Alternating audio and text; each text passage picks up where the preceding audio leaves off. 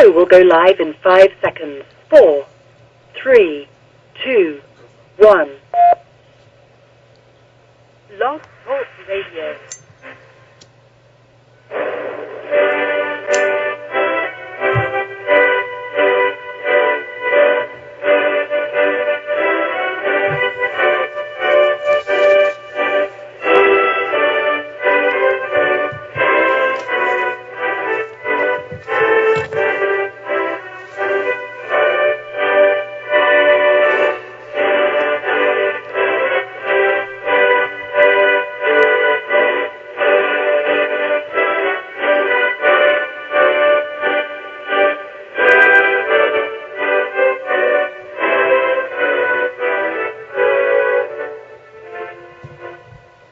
Boa noite, meus amigos. Estamos aqui de volta.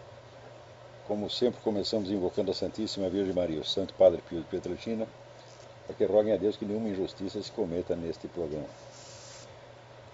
Atenção, eu disse injustiça, eu não disse impolidez, eu não disse falta de educação. Entenderam bem? Então, queria começar aqui avisando vocês que de 17 a 22 de outubro eu vou proferir aqui em Colonial Heights o curso Raízes da Modernidade. É um curso de ordem histórica no qual eu vou fechar algumas conclusões dos estudos parciais que estive fazendo sobre Maquiavel, Descartes, Leibniz, etc. etc. Tentando investigar quais são os elementos que apareceram na modernidade, que estão presentes ainda na nossa vida atual e influenciando o curso das coisas. Também queria lembrar vocês que visitem o site http://margarita-noyes, Noyes escreve-se noyes.com, onde ela colocou lá um vídeo muito interessante explicando como são esses estágios que estudantes brasileiros e de outras nacionalidades vêm para fazer aqui para estudar inglês no regime de imersão total. E também avisar vocês que há um novo vídeo no site do Seminário de Filosofia, www.seminariodefilosofia.org, na parte que é aberta ao público em geral. É um vídeo que eu fiz para uma orientação para um grupo de alunos que chama Grupo de Estudos Estratégicos, mas que pode ser de utilidade geral, espero eu. Agora, aqui, o seu Carlos Nogueira teve a cara de pau, mas o cinismo extraordinário de não só publicar no site dele, do tal do Space, mas enviar para a minha caixa postal no Gmail um texto de São Tomás de Aquino sobre os pecados de palavra, os pecados da palavra nos atos ordinários na vida, injúria, difamação, murmuração, etc, etc. Então vocês vejam aqui, tem um trecho aqui que é lindo aqui. Que entendeis por difamação? Daí responde Santo Tomás. No sentido estrito, consiste em atentar por meio de palavras contra a reputação e bom nome do nosso próximo, ou em fazê-lo perder total, parcialmente e sem razão nem motivo justificado, a estima e consideração dos outros. Pergunta, é a difamação um pecado muito grave? Sim, senhor, porque arrebata ao próximo bens mais estimáveis do que a riqueza, objeto do pecado do roubo.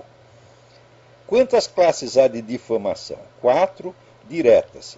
Imputar ao próximo culpa ou delito que não cometeu, exagerar os seus defeitos, divulgar segredos que lhe sejam desfavoráveis e atribuir-lhe intenções e propósitos torcidos ou ao menos suspeitos nas suas melhores ações. Existe alguma outra maneira de difamar o próximo? Há outra indireta, que consiste em negar-lhe as suas boas qualidades ou silenciá-las com malícia ou diminuí-las dissimuladamente. Então aqui eu mandei um recadinho ao senhor Nogueira. Olha aqui, Nogueira, se você não fosse apenas um repetidor de regras, e sim um verdadeiro seguidor de Santo Tomás, saberia reconhecer de imediato que a difamação direta e indireta, no estrito sentido em que Santo Tomás dá aos termos, foi precisamente o que o Sr. Sidney Silveira praticou contra mim, sem qualquer provocação da minha parte e sem que durante muitos meses eu esboçasse qualquer reação. Parênteses, vocês se lembram Sidney Silveira ficou jogando indireta durante meses e meses e meses. Eu não respondia nada. Foi só quando ele passou das indiretas para a difamação direta que daí eu reagi. Depois, sempre esperando, sempre com paciência, com longanimidade, porque eu não queria, vamos dizer, como o camarada é católico, fala, não, eu não quero, eu brigo com um católico, vamos esperar. Tá. Esperei o máximo que deu. Então, prossigo aqui. Entender uma regra não é apenas apreender o seu sentido geral, é saber onde, como, em que grau e com que nuances ela se aplica nas situações concretas da vida. Você sabe ler e repetir, mas tem o senso moral de um jacaré empalhado. Como é que o camarada, ele repete aqui a definição, veja você. Aqui. Fazer perder, sem razão, motivo justificado, a estima e consideração dos outros. O que fez seu Sidney Silveira? Fez lá um negócio modificando, falsificando completamente o sentido de um texto meu para me indispor com a Igreja Católica, para jogar os católicos contra mim. Então é exatamente fazê-lo perder a estima e consideração. Esse foi o objetivo. Não conseguiu, mas tentou. Né? Agora aqui. Atribuir-lhe intenções e propósitos torcidos. Ora, meu Deus do céu! Num texto em que eu estou falando de neotomismo, o sujeito diz que eu estou descendo o cacete em todos os tomistas desde o primeiro. Isto é ou não é dar intenções e propósitos torcidos?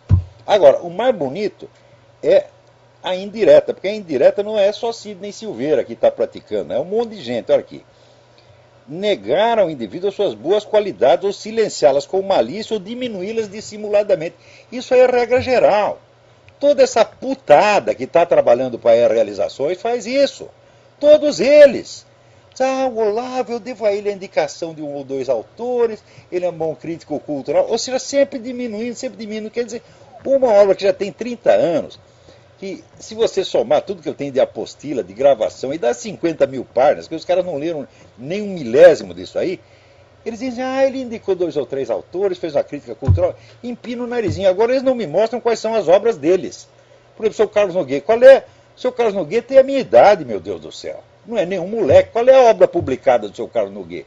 Umas traduçõezinhas que ele fez, que eu, aliás, arrumei para ele fazer na Top Books, da Faculdade da Cidade, na Record, etc.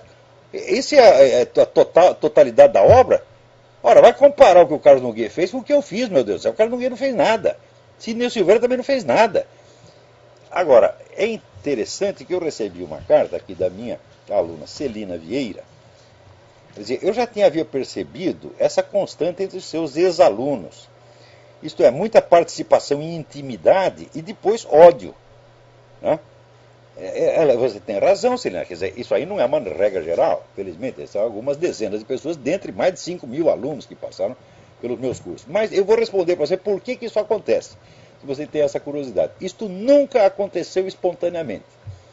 Isto sempre foi pessoas que, movidas por interesses, tá certo? Menores, para não dizer vis e baixos, interesses já comerciais ou políticos, vai caçando alunos meus e oferecendo um servicinho, oferecendo uma vantagem, arrebanhando aquela turma e depois jogando contra mim. Isso aconteceu no Rio de Janeiro, feito por uma senhora a quem eu recusei favores sexuais ardentemente solicitados, que eu, com toda a boa vontade do mundo, eu não poderia fornecer, não porque a senhora fosse excepcionalmente feia, mas porque era demasiado volumosa e eu correria risco de vida caso ela se virasse na cama. Esta mulher organizou uma firma, ofereceu emprego para um monte de aluno meu e depois jogou todos contra mim, inclusive fazendo circular aquele famoso escrito. Eu tinha uma apostila chamada Quem é Gurdjieff? Os negócios pagaram Gurdjieff e botaram Olavo de Carvalho. Tá certo? E até hoje essa porcaria circula. Quer dizer, iniciativa de difamação mesmo. A segunda leva foi a turma das realizações, que eu mesmo apresentei essas pessoas, como eram meus alunos, apresentei lá o seu Edson. E o seu Edson depois jogou esse pessoal contra mim. E é fácil jogar porque ele oferece emprego, oferece dinheirinho. Então, por um dinheirinho, os caras vendem, não é o Olavo de Carvalho. Eles vendem a mãe, a avó, a tia, o pai, os filhos, porra.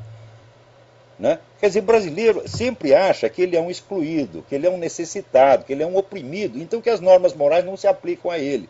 Todos acham. Eu não preciso, né, ser uma pessoa honesta, correta, sincera. Por quê? Porque eu sou um oprimido, eu estou em desvantagem. Todos pensam assim, até rico no Brasil pensa assim. Então, o seu Edson ficou enciumado, por quê? Porque durante 2 anos ele tentou fazer o curso, o seminário de filosofia transmitido no Brasil, e contratou lá um técnico de merda, de modo que a transmissão caía a cada 5 minutos. E o curso que começou com 100 pessoas, no fim, a pessoa foi indo, cansando, né? Eu mesmo cansava, porque eu estou lá explicando a coisa, estou lá no maior entusiasmo, explicando, depois, pô, tem que começar de novo. Então, você não pode dar uma aula que seja interrompida 20, 30 vezes, tá certo? Na duração, você tem que começar de novo a explicação. Isso é absolutamente ridículo, corta completamente o fio do seu raciocínio e torna a aula uma chatice. Depois de 2 anos eu desisti, esperei o máximo que pude também. E sempre dizer, olha aqui, é o seguinte, para com essa técnica imbecil que tu está usando e usa simplesmente um Skype, um Ustream, uma coisa assim, que é muito mais simples. Eles dizem, mas não pode, porque nós queremos qualidade para projetar no telão. Dizem, isso aí é uma frescura, isso é uma viadagem de burguesinho paulista. O que interessa é as palavras que eu estou dizendo. A minha imagem, meu filho, eu não estou fazendo striptease, e se eu fizesse, esse era motivo para sair todo mundo correndo, tá certo? Quando eu neguei 65 anos, não tem nada para você observar em mim e ficar excitado, né? Então, ao contrário, tem que observar e ficar horrorizado e nunca mais na vida querer pensar nesses assuntos. Então, que interessa a minha imagem, interessa a minha voz do que eu estou falando, pô. A imagem é só um suporte para dar um senso de presença, né? Mas não, porque tem que ser isso, tem que ser a qualidade técnica. Quanto maior me falando qualidade técnica, pior ficava. Chegou uma hora me encheu o saco. Eu parei com aquilo e decidi lançar o seminário por minha própria conta. E fez um sucesso danado. O homem nunca me perdoou, ficou puto da vida, ficou mordido, tá certo? Porque não apenas ciumeira, mas porque eu demonstrei a sua incompetência. Diz, olha, é assim que se faz. Nunca me perdoou por isso. Então, aquelas mesmas pessoas que eu mesmo havia apresentado para ele, porque lá é o seguinte, o Edson era um sujeito que tinha uma banquinha para vender livro nos cursos que eu dava. E daí ele tinha lá um sonho, queria fazer uma editora, etc, etc. Falei, pode fazer, eu te dou a maior força, eu dou os meus livros para você publicar e te dou o meu público, os meus alunos, tá certo? Que são mais do que suficientes para alimentar uma editora, tá certo? É um círculo de milhares de pessoas.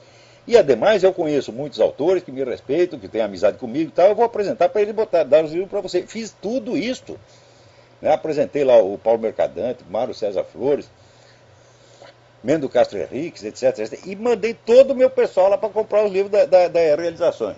E então ele pegou alguns para trabalhar para ele, jogou os caras contra mim, está lá enciumado, agora está... É assim que funciona, Celina. É gente que entra na coisa não com alto interesse cultural. São pessoas que nem leem livros, meu Deus do céu. Pessoas que têm uma cultura ginasiana, mas que têm um interesse. Aquela senhora lá, o que ela queria? Ela queria montar um instituto de modo a me fazer trabalhar para a turma tucana, você está entendendo?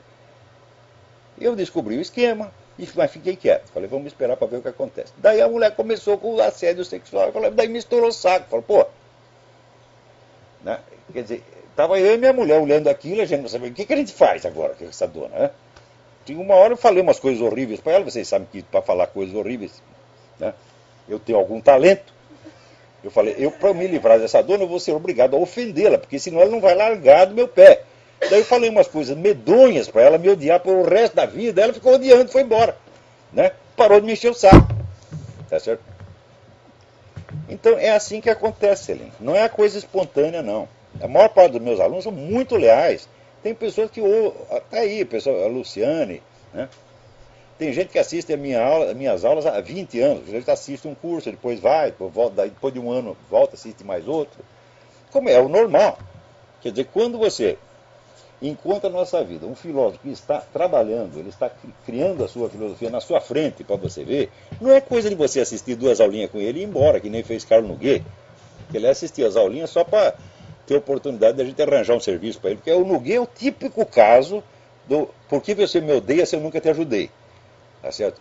O Noguet, arrumei tudo quanto é oportunidade que eu pude para ele, na Record, na Top PUC, na Faculdade da Cidade, tá? E aí tá aí, o que a gente recebe é isso, porque o cara fica odiando a gente por ter sido ajudado, porque que ele quer ser uma pessoa importante, não é uma pessoa humilde. Olha, assim, todo mundo que me ajudou na vida, eu tenho gratidão eterna, mesmo que o cara seja um filho da puta, você tá entendendo? Né? Então, por exemplo, lá em São Paulo eu conhecia um cidadão argentino, era um físico, concertista de piano e meio ocultista, chamado Lívio Vinardi. O Lívio Vinardi ajudou muita gente a montar a livraria, eu e o Luiz Pellegrini, né? Lá em São Paulo. Fez a mesma coisa que eu fiz com o Edson. Né? Ele deu o público da livraria. Né? Eram os alunos dele que iam lá comprar. Eu não vou esquecer isso jamais. E vocês não vão ver eu abrir minha boca para falar mal do Lívio Vinardi. Né? Depois teve muita gente que veio se queixar dele. Ah, o Lívio fez isso, fez aquilo. Eu falei, olha, eu não quero saber. Para mim o homem foi muito bom, ajudou. Depois perdi o contato com ele. Mas não vou sair falando mal, tá certo? Só para tentar me afirmar, né, na maledicência, para mostrar que, vamos dizer que, se ele é o bom na física, no eletromagnetismo, essa coisa, eu sou bom na sacanagem, na difamação. Quer concorrer na base da difamação. Eu não vou fazer isso. Né? O Dr. Juan Alfredo César Miller, que me deu tanto bom conselho, tá certo? Me orientou nos meus estudos, abriu um horizonte para mim. Eu nunca vou abrir minha boca para falar mal dele. O Michel Weber, acho que os três já, o Lívio eu não sei, mas o Dr. Miller e o Michel Weber já morreram. O Michel me ensinou tanta coisa boa. Tá? Daí o pessoal fala, não, o Michel falou mal de você pelas costas. Eu falo, não quero saber. Você está entendendo? Para mim, o que ele me deu de bom vale qualquer coisa. Se ele xingar minha mãe, eu esqueço. Agora, o xingamento passa, mas o que ele fez de bom fica. Você tá, né? E do mesmo, olha, pessoas que eu sou eternamente grato, Paulo Mercadante, Zé Mário Pereira, não é isso? E outros que eu não posso dar o nome porque eles pedem para não dar o nome, tá certo? Então serão meus amigos para sempre, eu nunca vou abrir minha boca para falar mal deles e não quero mostrar que sou superior a eles em porra nenhuma, você está entendendo? O negócio é o seguinte, o meu negócio é ser superior a mim mesmo, quer dizer, amanhã eu ser um pouquinho melhor que hoje. É esse o único cara que eu estou competindo, sou eu mesmo, você está entendendo? Agora, esse pessoal que não fez nada, que não tem obra, não tem estudo, não tem coisíssima nenhuma, o que eles têm que fazer? Tem que viver na base da difamação. Pior, eles sempre se ajuntam em grupo para fazer isso. Ajuntam grupo de 10, de 20, de 30. E faz o negócio até combinado. Um fala um pedaço, outro fala outro. É uma coisa medonha, coisa de gente baixa. Então você quer saber, toda essa turma que está trabalhando lá com o Edson, ninguém presta. São todos assim. É tudo fofoqueiro. Tá certo? O pessoal do Rio, que também fez a mesma coisa comigo, também é outro bando de filho da puta. Entendeu? Agora, vem aqui, alguém me passa aqui uma mensagem que a Norma Braga colocou no Facebook. Existe um certo conservadorismo truculento que me irrita. Bom, ela não é homem, se fosse eu já ia dizer alguma coisa. A oposição eficaz aos mascarados bons sentimentos do politicamente correto não é definitivamente o uso de rasgados maus sentimentos na expressão das ideias. Norma, você está praticando difamação, você está me atribuindo maus sentimentos. Você não sabe por que eu estou fazendo as coisas do jeito que faço. Você não sabe por que eu uso esta linguagem aqui, quando nos meus cursos, nos meus escritos, uma linguagem completamente diferente. Você não tem a menor ideia das minhas intenções e não pode sequer compreendê-las. Eu levaria um curso inteiro para fazer você entender isso aí. Você está me atribuindo maus sentimentos, então você está praticando difamação, mulherzinha.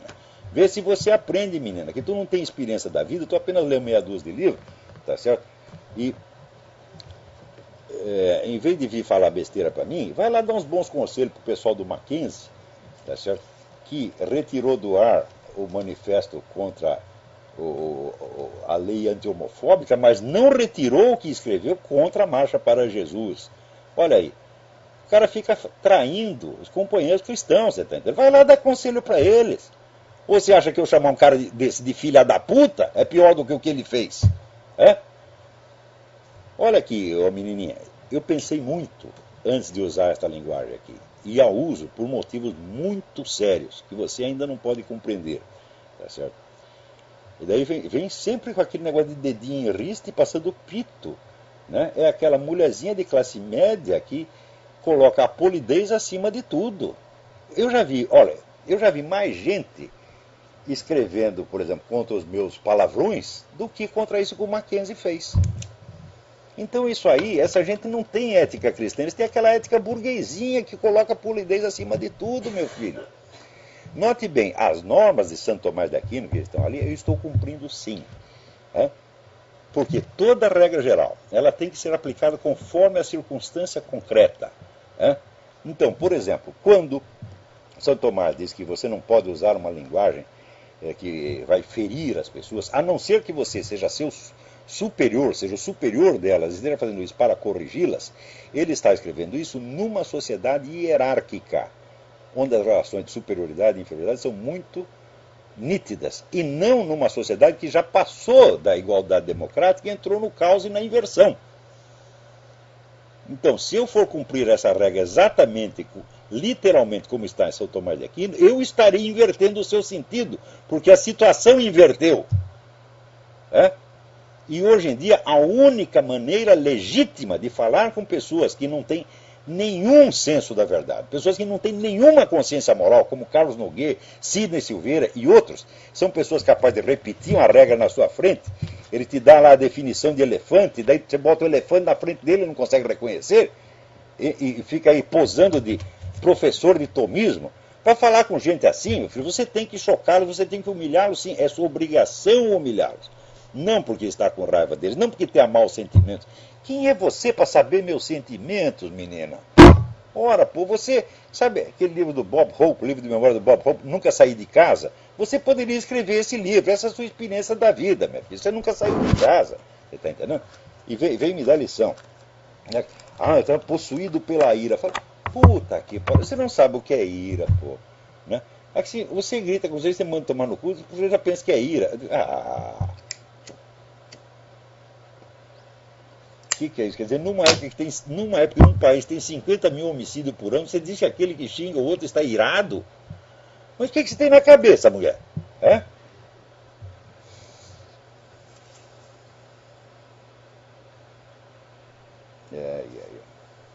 Olha aqui, não falo do sentimento de ira, mas da expressão de uma ira que parece ter se tornado uma marca visível de certos conservadores. O que é isto, pô? Larga de ser ridículo, né? Não é porque é mulher não que eu vou te poupar. Estou até poupando demais, estou sendo muito bonzinho com você, né? Então, agora, olha aqui, para você ver as coisas que estão acontecendo, né? Então, esse pessoal que diz conservador, cristão, olha, meu filho, faz 30 anos que vocês só estão apanhando, vocês perdem todas as brigas. E eu já estava na briga antes de vocês entrar, 10 anos antes de vocês entrar, e vou dizer uma coisa, nunca perdi. Nunca perdi um confronto, nunca saí por baixo de uma única dessas brigas. Nunca. O que teve gente tentando me ferrar, não foi um nem dois, não foi nem 100, foi muito mais. Nunca conseguiram. Agora, vocês se ajuntam aos milhares, com dinheiro no bolso, e se ferram. Olha a turma do Mackenzie, né? Será que o Mackenzie não tem dinheiro, não tem poder? Vem a turma gay lá e humilha os caras, abaixa a cabeça deles e eles abaixam. Então, quem são vocês para me ensinar como se deve brigar? Quem é você, Norma Braga, para me ensinar como é que eu devo brigar? Será que não foi você que deu mau conselho para o Mackenzie? Eu não sei, mas se é para ser tão bonzinho do jeito que você está falando, veja, as respostas que você dá às ofensas recebidas são respostas que fazem a pessoa ficar com dó de você. Você lê e fala, a menina ficou magoadinha. E toda essa gente, né? Todos esses cristãos, com exceção da turma que fez a marcha para Jesus, que esses aí são homens mesmo de verdade, entendeu? Todos esses é um bando de boiola, que quando é ofendido, fica, tô magoadinho. Outro dia teve esse debate do Carlos Pondé, do Felipe Pondé, com esqueci o nome da mulher lá. Como é o nome dela? Márcia Tiburi, né? E o cara, assim, ansiosíssimo para agradar a mulher, pô. A mulher rindo da cara dele, fazendo careta. E o cara ansioso. Eu digo, tá vendo os conservadores como são, meu Deus do céu? Agora, eu estando ainda sozinho na jogada, eu tenho obrigação de dar uma lição para essa gente, mostrar como é que se luta, como é que se briga e como se vence. Vocês não sabem, minha gente. Se juntar a tal da direita conservadora cristã brasileira inteira, vocês não têm o poder, não têm a força que eu tenho, porque vocês são covardes. Vocês são burgueses. Você precisa entender, por exemplo, que essa coisa da polidez, Veja, as regras de São Tomás de Aquino, interpretadas à luz da polidez burguesa, que é aquela na qual vocês foram educados, adquirem um sentido completamente diferente. Né?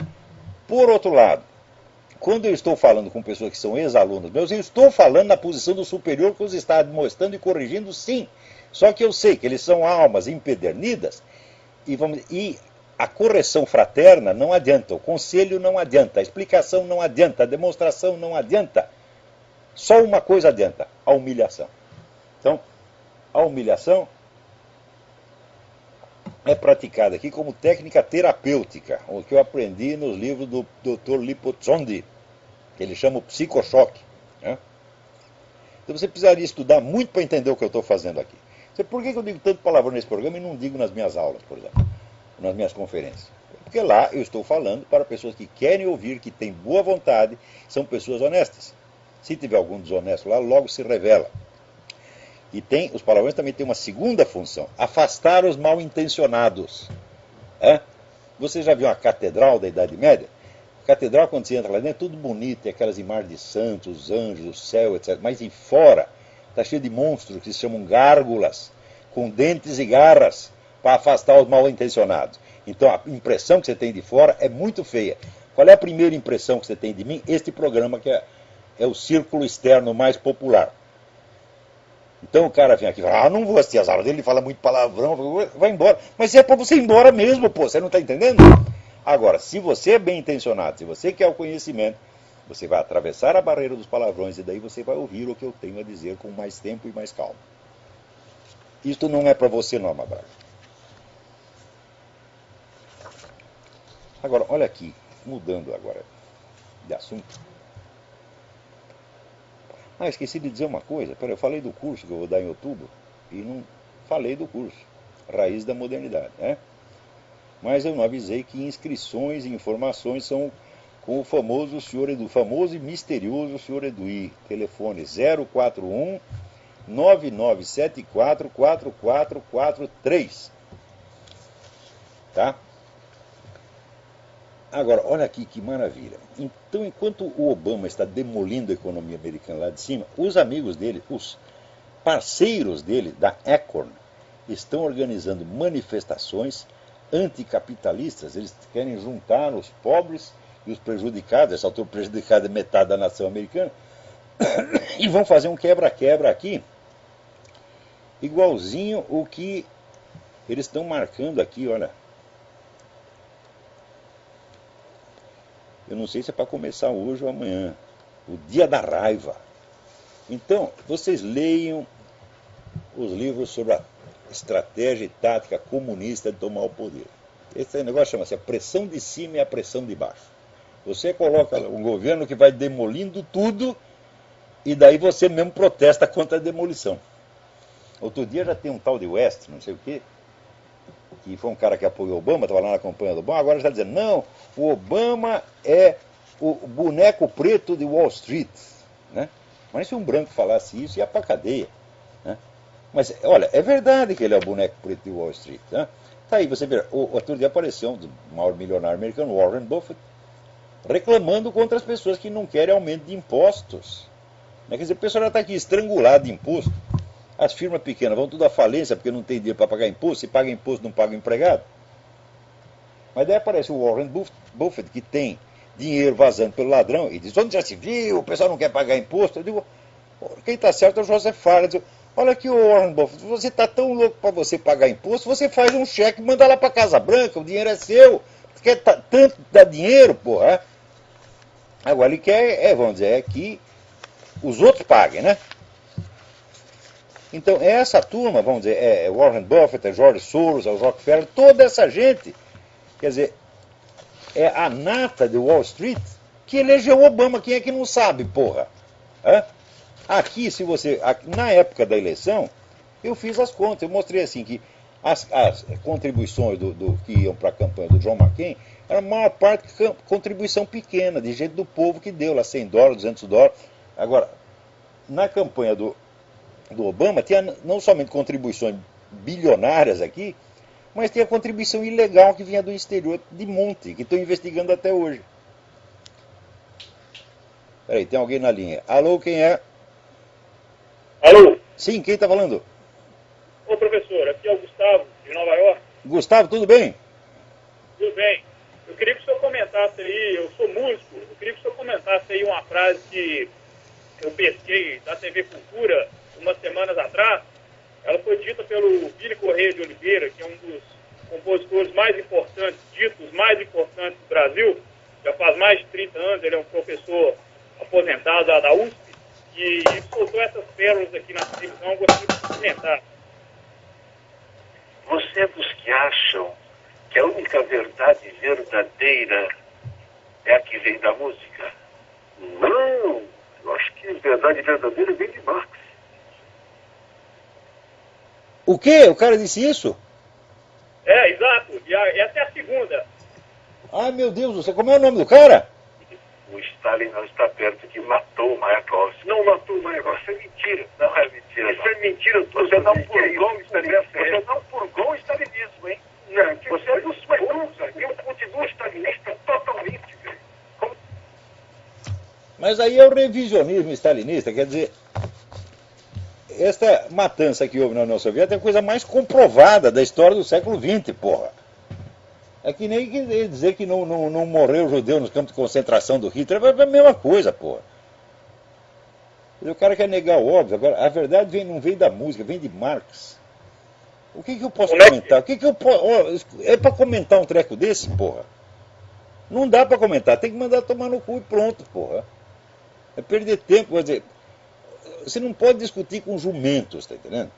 Então tem um limite de burrice aceitável no seu interlocutor, né? Ora, outra coisa, eu vivo recebendo aqui, outro dia aquele rapaz que esqueci o nome, cara, não sei das quantas, disse assim, fulano de tal, corno, poeta e viado. Ele assina assim. Ele está me desafiando para um debate. Fala aqui, ó, moleque, eu aceitei debate com o senhor Dugin, porque o Dugin é alguma coisa, ele fez alguma coisa, eu li o livro dele e tal. Me manda os seus livros, me manda a sua obra, me manda o seu currículo, e eu vou pensar. Agora, qualquer bunda mole que aparece, né, tipo o Carlos Nogueira, não sei o que, quer debate comigo. Ah, mas quem você pensa que é, porra? Debate você tem que trazer alguma coisa, mostra a sua obra, mostra o que você fez, porra. Para daí eu saber se vale a pena prestar atenção em você. Agora, se o currículo do cara é corno, poeta e viado, ó, corno e viado eu posso até acreditar, porque é você mesmo que está falando. Agora, que seja poeta, bom, tenho lá minhas dúvidas. Né? Eu sei o que é um poeta. Você não sabe. Né? Então agora, vamos discutir com esse bosta desse professor aí, pô. Diz que a verdade vem de Marx. Só simples fato de falar, quer dizer que antes de 1848, quando saiu o Manifesto Comunista, ninguém conhecia a verdade. Né? Exato. Então, esses camaradas que pretendem assim, olha, eu vou revelar o segredo da história, o segredo do universo, que ninguém sabia antes de mim, eles são todos malucos, meu Deus do céu. Já dizia Santo Tomás, a verdade é filha do tempo. Precisa muita gente, muitas gerações buscando alguma coisa para que se descubra algo. Agora, se o sujeito quer fazer tábua rasa, vamos derrubar tudo e tudo começa comigo. Então você pensa que Ortega y Gasset chamava isso de adanismo. O sujeito pensa que ele é Adão no paraíso, que ele é o primeiro que apareceu. Se arroga tudo, né? Pois é. Mas o que Então, eu acho que nem vale a pena comentar esse cara, não. Vamos em frente. Pois não. Abraço, pessoal. Um abração, tudo de bom. Agora, aqui o Fernando Esquerro me mandou uma pergunta muito interessante.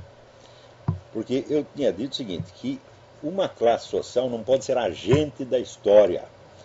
E ele disse, por que não pode ser uma classe social um agente transformador da história, uma vez que, embora não haja continuidade dinástica de grupos, haja, por reação das sucessivas gerações ao mesmo ambiente econômico que se expõe, similaridade de ação, temperada aqui por alguma ação ideologicamente organizada. E, olha, aí é aquela distinção do Georg Jelinek. Existem dois tipos de ação na história, dois tipos de causas históricas.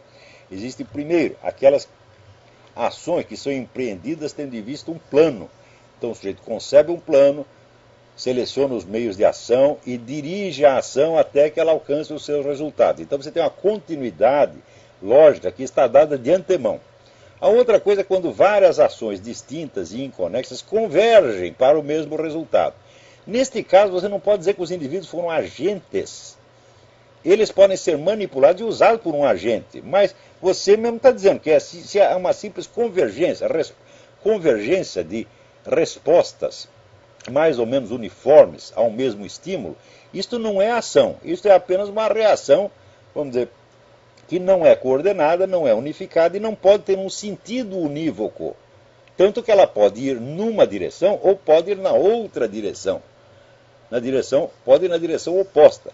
Casos em que classes sociais inteiras agiram manifestamente contra os seus próprios interesses, estão de monte na história. Você vê, quem divulgou as ideias revolucionárias? Foram os aristocratas na França, meu Deus do céu. Você vê, depois na Rússia aconteceu a mesma coisa. Nas memórias do Nikolai Berdyaev, que é um grande filósofo, ele no começo da vida ele era socialista, era agitador, revolucionário, etc, etc. E era também de família nobre. Então ele ficava, né, fazendo aqueles discursos revolucionários para as senhoras, né, senhoras da sociedade. Elas ficavam impressionadíssimas, ficavam todas de calcinhas molhadas com aquilo. E daí, 30 anos depois, ele comenta, morreram todas na Revolução. Né?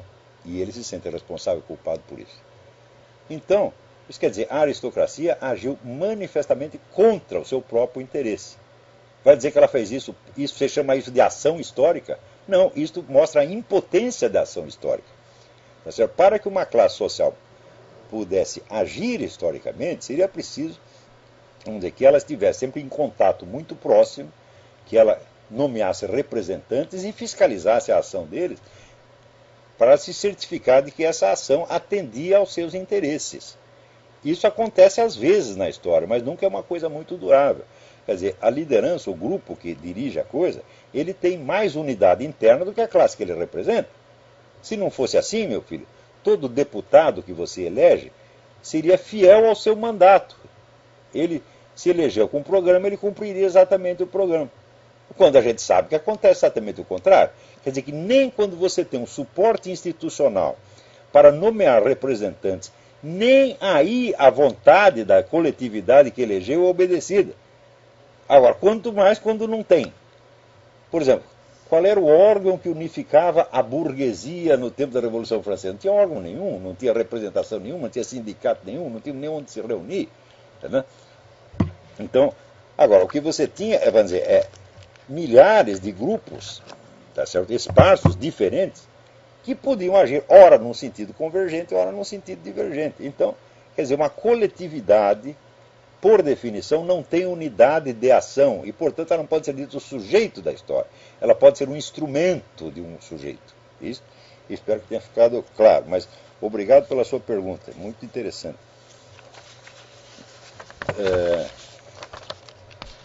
Vamos ver. Olha aqui, esta semana, no programa do Rush Limbaugh, ele disse uma coisa das mais interessantes.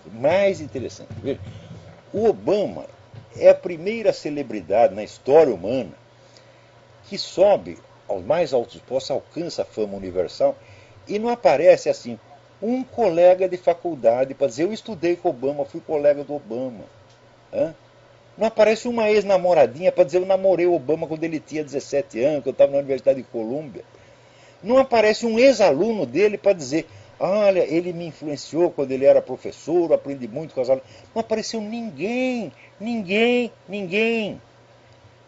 Como é possível o sujeito ter passado invisivelmente por tantos lugares? Não aparece uma única testemunha da vida dele, meu Deus do céu. Então, cada vez mais está claro que esse sujeito é completamente fake, que ele foi colocado lá por grupos que são hostis aos Estados Unidos, tá certo? E que toda a biografia dele foi forjada. Então, você pensa que é muito difícil forjar isso? Fala, claro que não. Se você tem 10 ou 20 empresas de mídia na sua mão, você faz o que você quiser, meu filho. Você não consegue enganar todo mundo, mas engana um número suficiente, por tempo suficiente. Aquele negócio do Abraham Lincoln, né? Você pode enganar muita gente por muito tempo, mas não pode enganar todo mundo o tempo todo. Mas não precisa enganar todo mundo. Primeiro, para você eleger um cara, você não precisa 100% dos votos. 751 já é suficiente. Né? Então, o Obama foi eleito por pequeniníssima margem acima do John McCain, que era um candidato fraquíssimo. Né? Então, basta você ter enganado essa metade. Hoje, a aprovação do Obama já está abaixo dos 40%. Está baixando. Então, mas olha, se ele tiver 35%, ainda é gente pra caramba. E essa gente toda acredita nele. e acredita e não faz perguntas. Eu nunca vi uma fé cega desse jeito. Se você fizer a pergunta que fez o Rush Limbaugh, mas cadê os colegas dele de escola? Como é possível? Não aparece ninguém querendo parasitar a fama dele, né? Qualquer sujeito você vai e canta no rádio, né?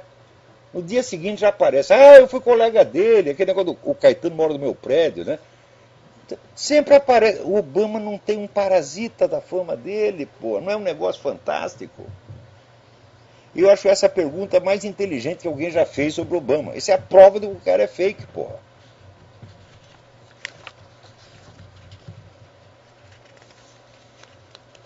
Agora, também eu li um artigo do Augusto Nunes, que acho que saiu, não sei se saiu na Veja, parece que saiu na Veja. Saiu na Veja, né?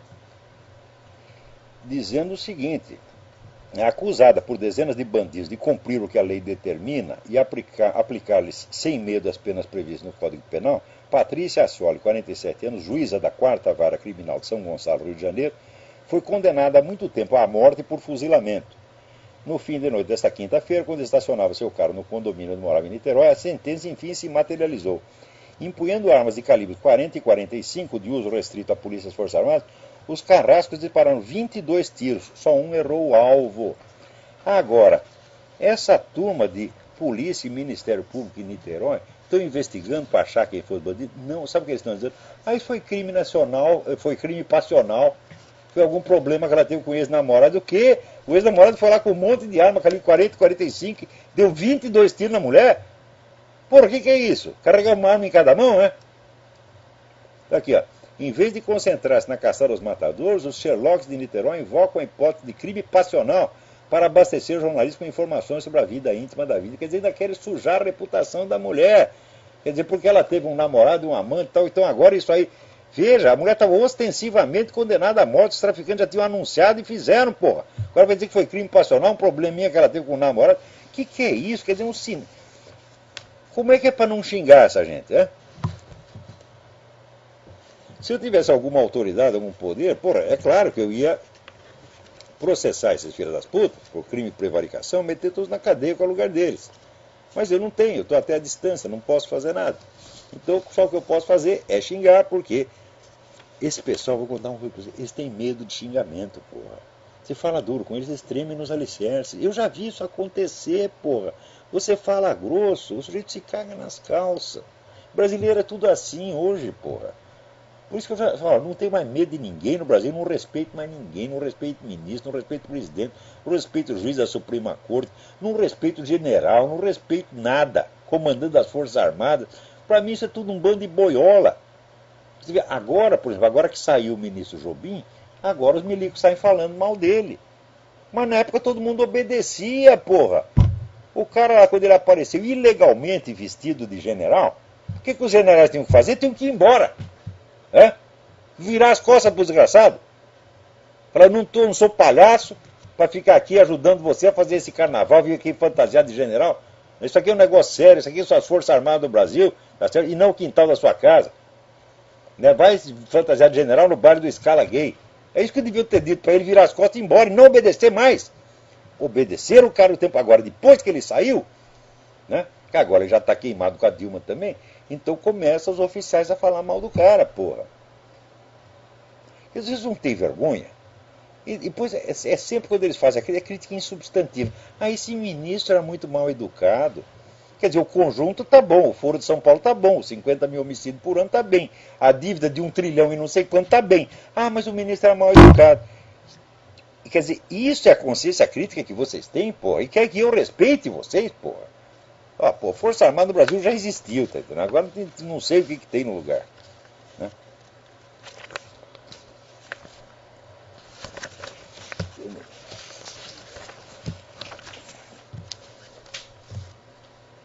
Alô? Quem é? Quem está aí? Alô? Sim, quem é? Alô? Sim. É Gabriel Capote de Brasília? Gabriel de Brasília, diga. Isso. Então, professor, pegando o gancho aí que você falou sobre as Forças Armadas aqui do Brasil, que estão uma bosta, queria saber como estão as Forças Armadas aí dos Estados Unidos. E também está começando a cagar pra dentro aí. Olha, estão se abrasileirando muito rapidamente, se você quer saber. É? Mas ainda não está desse jeito. Por quê? Porque toda hora esses caras são convocados para guerra. Então tem que ser homem, você está entendendo? Agora, aí no Brasil, você vê, as nossas Forças Armadas não quiseram enfrentar nem o narcotráfico, alegando que, não, isso é função policial, vai rebaixar as Forças Armadas. Rebaixar nada, eles não quiseram ir porque as Farc tinham mais arma do que eles ficaram com medo. Então o brasileiro, quando fica com medo, em vez dele confessar, olha, estou com medo, estou com o boi velho cagaço, que é uma coisa humana, normal, que deveria confessar, não, o cara disfarça. Você está entendendo? Olha, é o que dizia Otávio Paz, é que dizia, ele falava dos povos latino-americanos, ele diz, assim, a mentira é o elemento constitucional da civilização latino-americana. Não só da civilização, mas da educação das pessoas. Tá certo? Tem mais mentira aí do que em qualquer outro lugar do mundo, é uma coisa que não se compara, porra. Então, o fingimento, a coisa teatral, não foi o primeiro cara que observou isso. E as pessoas, vão dizer, elas estão cada vez mais assim, né? Então, quando o sujeito tem cagaço, ele finge, ele inventa um motivo nobre para, né, explicar a conduta dele, porra. Né? Quando ele está com inveja e quer sacanear o outro, ele finge que não, aqui são mandamentos de Santo Tomás de Aquino. É assim, mas que coisa mais falsa. Né? Aqui, ó. Então, olha, aqui ainda tem muita gente boa nas Forças Armadas. Meu filho está nas Forças Armadas, né? Então, é um marino. E a gente vê pelo treinamento que ele obteve lá, vê que ainda tem muita gente séria. Mas olha, nos postos de comando, meu filho, não se pode confiar em ninguém. Só sobe filha da puta. Você vê o general Colin Powell, pô. O maior puxa-saco de esquerdista. Ele sobe lá através dos republicanos, né? Todo mundo acreditando que o cara é conservador. Chega lá, ele vira casaca. Eu não sei, os comandantes atuais, não posso falar deles porque eu não sei nada, que os desabone. Mas olha, confiar eu não confio não. Agora, nos escalões inferiores tem muita gente boa. Você vê agora esse Staff Sergeant. Eu não sei exatamente a que corresponde Staff Sergeant na hierarquia brasileira. E eu acho que é uma espécie de subtenente, como se fosse subtenente. Né? Mas um cara que diz, eu não vou obedecer mais ordem do Obama enquanto ele não provar que ele é o presidente da República. Esse cara, ele está lascado, ele vai jogar fora a carreira dele, provavelmente vai ter corte marcial, vai pra cadeia. Mas o cara é homem, ele vai lá e segura a coisa até o fim. Entendeu? Eu quero ver um milico brasileiro fazer isso. Não tem. Mesmo quando o pessoal persegue, acusa os outros injustamente, que eu mesmo já averiguei tantos casos de historinha que esse pessoal da esquerda inventaram com os milicos. Não que os milicos não tivessem feito nada, mas se eles fizeram uma coisa real, usa os fatos reais, não precisa inventar outros, né? Às vezes inventa. Os milicos ficavam quietinhos, numa soltavam uma nota oficial. Nunca processaram. Veja quanta gente mentiu contra as Forças Armadas ao longo desses últimos 30 anos. Nenhum foi jamais processado, porra. Então não tem comandante esta merda? Tem, mas o comandante está lá para representar o presidente, tá certo? E para fazer o que o presidente manda, porque as Forças Armadas do Brasil já não servem mais ao Estado, servem ao governo, servem à governança, o tropa de choque da dona Dilma ou do seu Lula. Né? Então perderam a honra, perderam a vergonha, quer dizer, eram instituições honradas. Você vê que até uns 10 anos atrás, a Forças Armadas era a instituição na qual o povo mais confiava mais nas Forças Armadas do que na igreja. E esses caras agora estão fazendo tudo para que o povo deixe de confiar neles. Estão mostrando, olha aqui, nós somos igual a turma do PT, nós não somos melhor não, porque no Brasil ser melhor é um pecado. Você está entendendo? Você vê, o Carlos Nogueira não aguenta pensar que eu sou melhor que ele, tem que matar, tem que acabar com o Olavo. É assim, porra. Ser melhor que o Carlos Nogueira não é mérito nenhum, é obrigação, né? Então, agora, o Paulo Giraldelli está dizendo aqui que, porra, né, a educação evangélica é que está estupidificando as pessoas. Ele diz, daqui uma geração, já teremos pessoas que são incapazes de ler e entender o que estão lendo. Ô Paulo Giraldelli, você é incapaz de ler. Você não entendeu ainda? Você é o sintoma atual e presente deste mal que você diz que virá no futuro. Quer dizer que você não percebe que o mal já está aí. Tá certo? Você é um analfabeto funcional e eu já provei isso. Lembra aquela leitura que você fez do Platão? Prova que você é um analfabeto funcional, porra. Está lá bem documentado. Agora, outra coisa, o que os evangélicos têm? Escuta, o Sistema Nacional de Educação está fabricando analfabetos faz 30 anos, porra. E agora você vai botar a culpa do evangélico, é porque o senhor lê Bíblia que ele ficou assim. Ô, Paulo Giraldelli, porra, não adianta mandar você tomar no cu. Eu não acredito que você tenha culpa.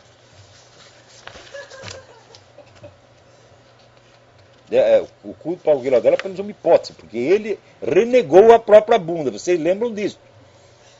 Ele publicou aquela foto da mulher dele pelada e um bundão peludo macho na frente. Eu disse, Paulo Giraldelli, mas que é isso? Você fica mostrando sua bunda e quem quer ver sua bunda? Ele respondeu, a bunda não é minha, a bunda não é minha. Eu digo, ó raios, então de quem que é? E o que estava fazendo esse cidadão, né, no quarto da sua mulher pelada? Ele nunca me explicou. Esse, vamos dizer, é um dos grandes mistérios do universo. Tá certo? Então, como ele renegou a própria bunda, como é que eu posso mandar ele tomar no cu? Porque o sujeito tem cu na bunda, salvo engano. Outros têm em outro lugar, pode ser. Excluída essa hipótese, então, o certo é que ele não tem. Alô, quem está na linha? Professor Olavo? Eu? Aqui é Leonardo de Recife. Leonardo, tudo bem? Tudo bem, professor? Eu tenho uma dúvida. Recentemente, mas você criticou Isaac Newton, dizendo que o mecanicismo newtoniano gerou uma geração de imbecis. Foi uma coisa horrorosa. A influência que o mecanicismo teve na Europa durante o século XVIII e XIX foi uma coisa medonha, que só se livrou no século XX, quando veio física quântica. Isso aí está documentado em milhares de livros, né? Você vai lá, a filosofia de Newton só se tornou conhecida graças a Voltaire, no livro Introdução à Filosofia de Newton. Foi aí que a coisa pegou. Então, não pode dizer que o Isaac Newton espalhou o mecanicismo. A ideia era do Isaac Newton e Descartes, mas quem espalhou foi Voltaire, que era uma besta quadrada, era apenas um jornalista muito metido a besta, né? Mas daí a coisa virou moda. Então, tudo tinha que ter explicação mecânica. O que não tinha explicação mecânica não existia. Claro que isso faz mal para a humanidade, claro que isso emburrece. Agora, pessoas que não conhecem história, não sabem o dano que o mecanicismo fez à inteligência humana, eles só ouviram falar de Isaac Newton na escola secundária. Então, Isaac Newton é um gigante, Isaac Newton é um gênio, não sei o quê. Então, quando eu falo isso de Isaac Newton, o Rodrigo Constantino diz, mas não se pode nem discutir com um cara que diz isso de Isaac Newton. Eu, claro que você não pode discutir, Rodrigo Constantino, você não sabe nada. Você é um admirador, leitor de Voltaire. Você usa Voltaire como fonte histórica para discutir comigo. Puta que pariu! Voltaire e Wikipédia eram as fontes dele, né? Então, o negócio do Voltaire, do Newton é isso mesmo. Newton, vamos dizer, o dano que o Newton trouxe é maior do que a contribuição que ele fez à ciência. Porque essa contribuição, no fim, foi relativizada, foi localizada, e ela não é um princípio geral da ciência física, de maneira alguma. Mas, durante 2 séculos, aquilo foi como se fosse um mandamento divino. Né? Alexander Pope até escreveu, né? Daí Deus disse, faça-se a luz, e daí apareceu Newton. Quer dizer, é o cordão dos puxa-saco, porra, que falsificaram completamente a biografia de Newton durante 3 séculos, né, escondendo tudo que não combinava com a imagem estereotipada que eles queriam. Isso também só no século XX é que se descobriu a papelada toda, todos os escritos inéditos de Newton. E daí hoje a ideia que se tem de Newton é de que era uma espécie de macumbeiro de gênio, né? Tá bom, professor. Muito obrigado.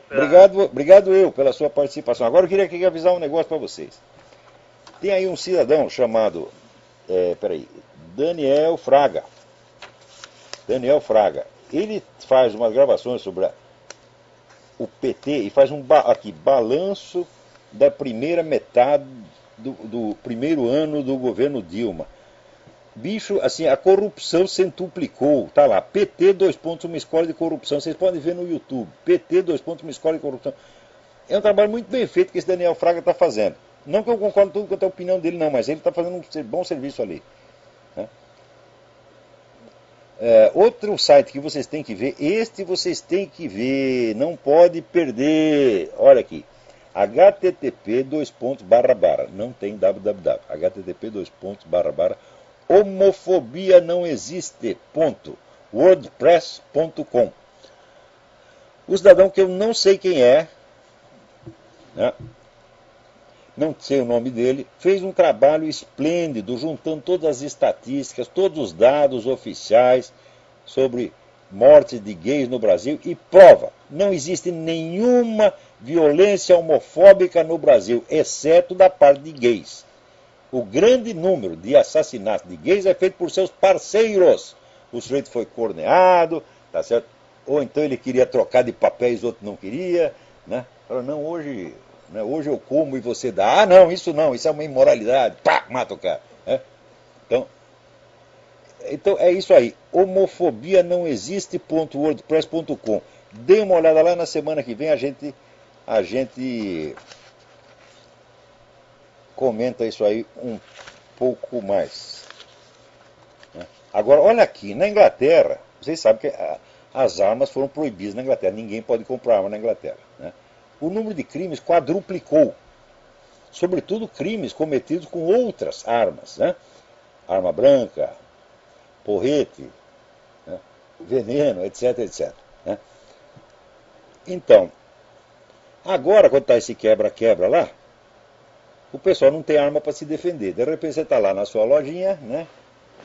Vendendo ali cachorro-quente, vendendo aquela fish and chips, né? E chega lá 40 fulano dando porrada, queimando tudo. Que você vai fazer o quê? Você não tem arma de fogo, então os caras começaram a comprar taco de beisebol. O que o governo fez? Proibiu os tacos de beisebol, porra.